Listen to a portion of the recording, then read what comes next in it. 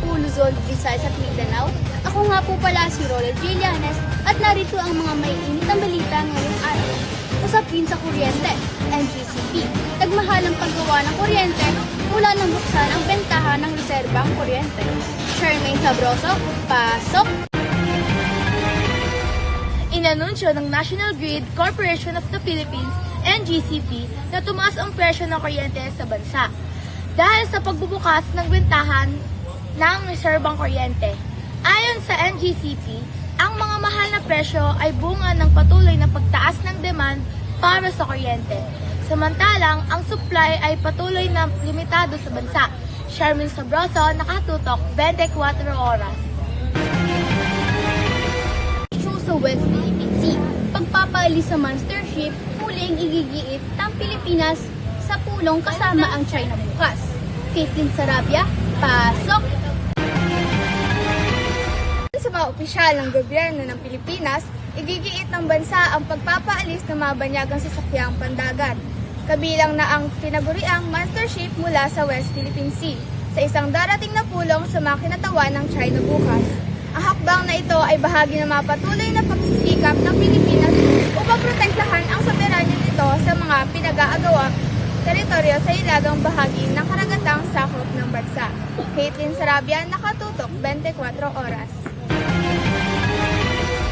June 2025, 6 milyong balot ang ginasta ng 150 milyon, sisirain dahil wala ang ilan sa mga aspirant na pinasasama ng SC.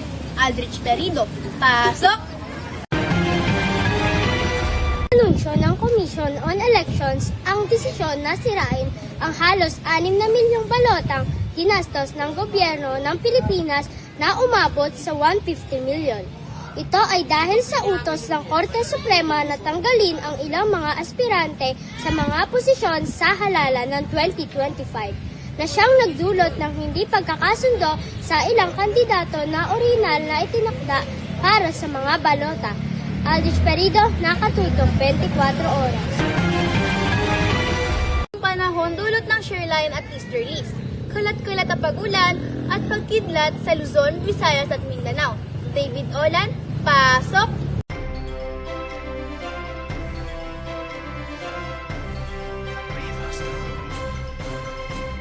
Sa kasalukuyan, patuloy na nararanasan ng bansa ang masamang panahon dulot ng isang shoreline na nagdudulot ng malalakas na ulan at pagkulog sa malaking bahagi ng Hilaga at Gitnang Luzon. Ayon sa ulat ng Pag-asa, ang mga rehiyon tulad ng Cagayan Valley, Bicol Region at Metro Manila ay patuloy na makararanas ang kalat-kalat ng mga pag-ulan na maaaring magdulot ng pagbaha, lalo na sa mga mababang lugar. David Nathan Olan, nakatutok, 24 oras. Department Case vs. FPRRD. Kaanak ng EJK victims at human rights group, hiniling ang pag-disbar kay Duterte. Princess Ticar, pasok! Isang debarment case ang isinampa laban kay dating Rodrigo Duterte sa pangunguna ng mga kaanak na mga biktima ng extrajudicial killings or EJK at iba't iba pang human rights groups.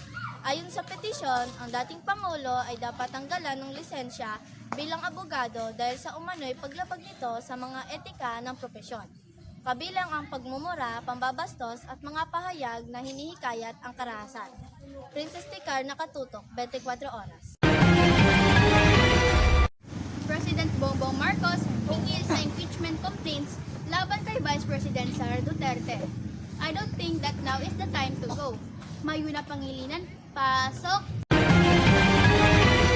Humagit na si Pangulong Ferdinand Bongbong Marcos Jr. sa mga impeachment complaints laban kay pangalawang Pangulo Sara Duterte na ngayon ay patuloy na pinag-usapan sa politika ng bansa.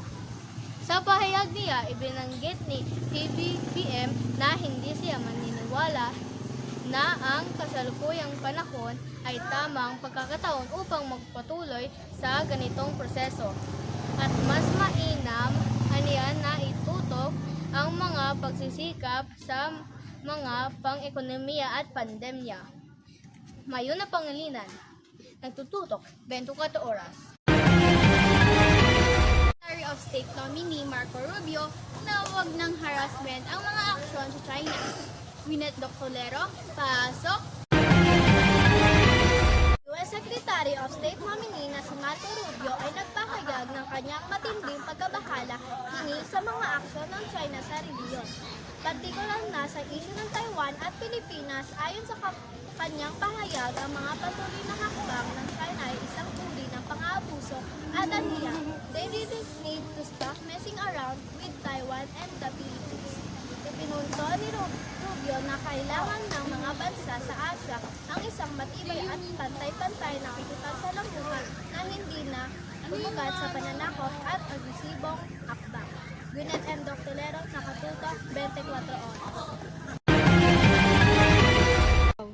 President Bongbong Marcos nagpahiwatig ng suporta sa pagdedeklara ng food security emergency para tugunan ang mataas na presyo ng bigas. Megan Bunagan, pasok!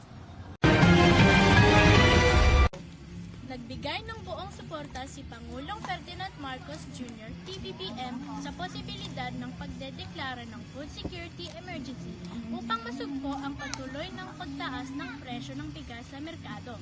Sa isang pahayag, tinukoy ng Pangulo ang pangangailangan ng magpatupad ng agarang mga hakbang upang maprotektahan ang mga mamimili at matiyak ang sapat na supply ng bigas sa bansa, lalo na sa gitna ng mga hamon sa agrikultura at mga global na kondisyon na nagiging sanhi ng pagtaas ng mga presyo ng pagkain. Megan Bunagan, nakatutok, 24 oras.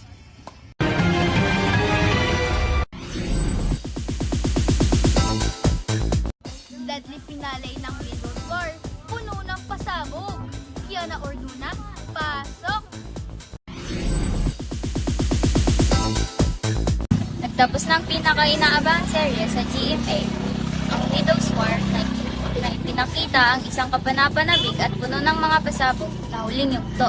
Matapos ang ilang buwang tensyon at pagsubok, pinakita ang pinakawalang hanggan laban ng dalawang dating magkaibigan na naging magkaaway, si Samantha Bea Alonso at si Georgina Carla Abellana. Sa deadly finale, naranasan ng mga tagapanood ang ultimate confrontation sa pagitan ng mga tauhan na ilang beses nang dumanas ng matinding paghihirap at banta sa buhay. Umiikot ang kwento sa isang komplikadong network ng mga lihiyo, kalungkutan, pag-ibig at paghihiganti, kaya't hindi rin ito pinalampas ng mga manonood. Kaya na Elson Dunya, nakatutok 24 oras. Na action vaccine. Dapat abangan sa lolong bayani ng bayan. Jojen Martisano, pasok! Ang Lolong, ang teleserye action drama sa GMA ay tiyak na magpapaiksik sa mga manonood sa mga instance na action-packed scenes. Ang bida ng serye na si Luro Madrid ay nagsaling ng matindi ng martial arts upang ilahat ang kanyang karakter bilang isang bayani ng bayan. Sa Generation G. Martisano, nakatutok 24 oras. At dyan nagtatapos ang ating pagbabalita ngayong araw mula sa Luzon, Visayas at Mindanao. Maraming salamat sa inyong pagtutok. Ako si Rolly J. Llanes. Ako nga pala si Megan Bunagan. Nga pala, Mang Lina. Nga pala si Megan Bunagan. Nga pala si Leonard Oxero. Nga pala si Leonard Oxero. Ako pala si Leonard Oxero. Ako po si Sherman S. Padros. Ako po si Leonard Oxero. Gandang